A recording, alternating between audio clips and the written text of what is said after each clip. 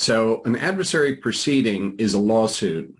In a regular bankruptcy case, well, there are different kinds of bankruptcies, and they vary considerably from case to case. The big picture goal in a bankruptcy case is to either restructure or simply get a discharge of debts without paying anything at all. In an adversary proceeding, you have a dispute between typically a creditor and a debtor to determine, say, whether a particular debt is dischargeable, or sometimes, although this is usually the U.S. trustee's office that mounts this kind of adversary proceeding, to challenge the entire discharge under some theory. So there's a certain structure to adversary proceedings. There are quite a few hearings. There's a whole lot of motion practice. And ultimately, if the adversary doesn't settle ahead of time, there's going to be a trial. In a bankruptcy case, perhaps the simplest is a Chapter 7 case for an individual. You prepare and file a petition. You attend a hearing, something on the order of a month later, where you meet with the Chapter 7 trustee appointed by the court to your case. Usually there aren't any other hearings, and then a few months later, the court grants a discharge of all those debts that are of the dischargeable variety. Chapter 13 is a little bit more involved. It involves a multi-year debt repayment plan that's administered by the bankruptcy court. And once the judge confirms the plan, and there's usually not a lot of controversy on the Chapter 13 plan, the debtor is in that plan for, well, most of the time 5 years, but if the debtor is a below median income debtor, the debtor can be in for 3 years. The debtor makes payments to a Chapter 13 trustee, who in turn remits those payments to the creditors according to the terms of the judge-confirmed plan. At the end of the plan, the debtor is essentially debt-free, except for maybe those debts that are not dischargeable. And Chapter 11 is sort of like Chapter 13 on steroids.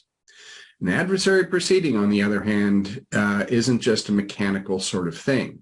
There's a dispute, and anytime you have a lawsuit, each side thinks it's got a winning hand, or at least a very strong, colorable argument in its favor. So typically what happens in an adversary proceeding, one side, the plaintiff, files a complaint with the bankruptcy court. Then the defendant, typically the debtor, has to file an answer within a certain amount of time, and then the judge will have a status conference. And at that status conference, the judge will ask, well, where do things stand? Although the judge will have already seen a status report that was filed with the court 14 days before the hearing. And the judge will set a timetable.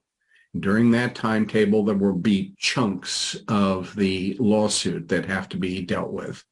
One of the very important ones is a period called discovery. And so there's a lot of interaction between the two sides, unlike in a bankruptcy case. And in that interaction, each side gets to ask the other side for documents, for admissions of fact, for answers to certain questions that are called interrogatories, and also has an opportunity to depose, in other words, examine witnesses that may be the principal from the other side, the debtor. And this goes on for some months, after which there will be a deadline for filing what are called dispositive motions, motions where you think if this motion is granted, the case is over, period, such as, for example, something called a motion for summary judgment.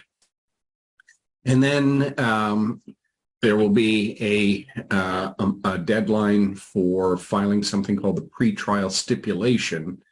And in that stipulation, each side, the two sides cooperate. Amazingly enough, they can cooperate, they have to. And in that stipulation, each side identifies, or the two sides identify those things that are not in dispute and those things that are in dispute, so that we don't waste time at the trial hashing through things that there's no dispute over, such as, well, are we in the United States? We're not going to waste even 1 second at a trial determining whether we're in the United States.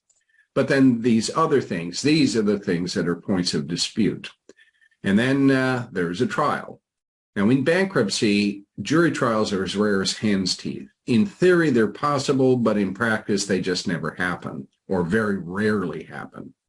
So you have the trial before the judge, and somewhere along the line after that, the judge will enter a judgment saying which side won, what the terms are in the judgment, and we'll have findings of fact and conclusions of law. At that point, if either side doesn't like the result, that side can appeal.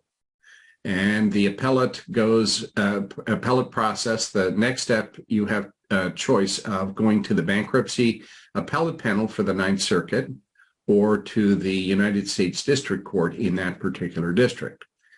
You don't get to hopscotch back and forth. The default is the BAP, the Bankruptcy Appellate Panel. But one side, if it wants to, can say, no, I want to be in the district court. That's the end of it. You can't go back to the BAP. Then there's going to be another dispute at that level. And if either side doesn't like the result, then an appeal can be made to the Ninth Circuit Court of Appeals. And eventually the Ninth Circuit will rule. And if either side doesn't like the holding there, it can appeal to the United States Supreme Court. Now, the Supremes only take about 70 cases a year, and that's over the entire spectrum of federal law, not just bankruptcy. So it's as a very slim chance that either side has to be able to get to the Supremes. You're probably going to have to come up with something that has to be resolved because there's a clear split among the circuits. So as a result, this whole thing can go on for years. There's a lot of time that's spent on each stage of this, and it's a complicated process. That is not the case with a typical bankruptcy.